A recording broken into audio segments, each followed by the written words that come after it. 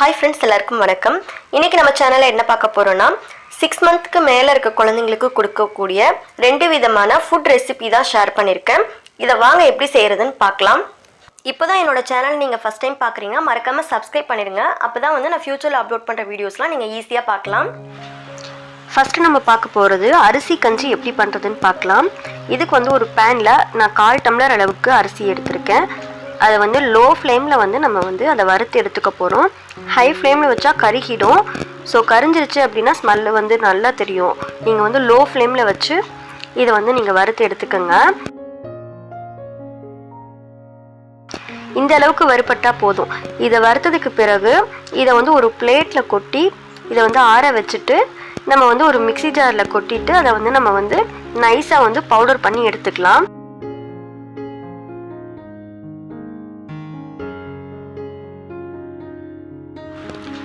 இதை இப்போ நம்ம வந்து பவுடர் பண்ணி எடுத்துக்கலாம்.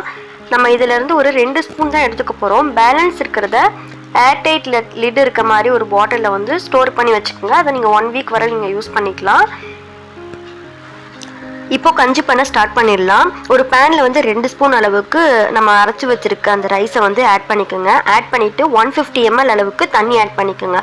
தண்ணி கொதிச்சதுக்கப்புறம் ஃபுல்லாக வந்து லோ ஃப்ளேமில் ஒரு 5 நிமிஷம் வந்து கொதிக்க விடுங்க. கொதிச்சதுக்கு பிறகு நமக்கு வந்து கஞ்சி வந்து ரெடி ஆயிரும். இது ஆறுனதுக்கப்புறம் நம்ம குழந்தைங்களுக்கு வந்து கொடுக்கலாம். 6 மந்த்துக்கு மேலே இருக்க எல்லா குழந்தைங்களுக்கும் இதை கொடுக்கலாம். நமக்கு ஃபீவர் இருக்குது அப்படின்னா ஃபீவர் டைமில் கூட இந்த ரைஸை நீங்கள் வந்து கஞ்சி வச்சு நீங்கள் குடிக்கலாம். நெக்ஸ்ட்டு நம்ம ராகி கஞ்சி எப்படி பண்ணுறதுன்னு பார்க்கலாம். இதுக்கு வந்து ஒரு 4 hours வந்து ராகியை வந்து கழுவிட்டு நான் வந்து ஊற வச்சு எடுத்திருக்கேன். ஒரு 3 times நல்லா கழுவிட்டு ஊற வச்சு எடுத்துக்கோங்க. இந்த தண்ணியை வந்து வேஸ்ட் பண்ண வேணாம். இதை வந்து நம்ம வந்து ராகி வந்து அரைக்கிறதுக்கும் அந்த பால் எடுக்கிறதுக்கும் நம்ம யூஸ் பண்ணிக்கலாம். இதை ஒரு மிக்ஸி ஜாருக்கு ட்ரான்ஸ்ஃபர் பண்ணிவிட்டு இதை வந்து அரைச்சி எடுத்துக்கலாம். அரைச்சதுக்கு பிறகு அதோட பாலெல்லாம் வந்து ஃபில்ட்ரு பண்ணி எடுத்துக்கோங்க. தேவைப்படுற அளவுக்கு தண்ணியும் ஆட் பண்ணிக்கோங்க. ஒரு மேக்ஸிமம் வந்து ஒரு 100 ml ஆவது தண்ணி தேவைப்படும்.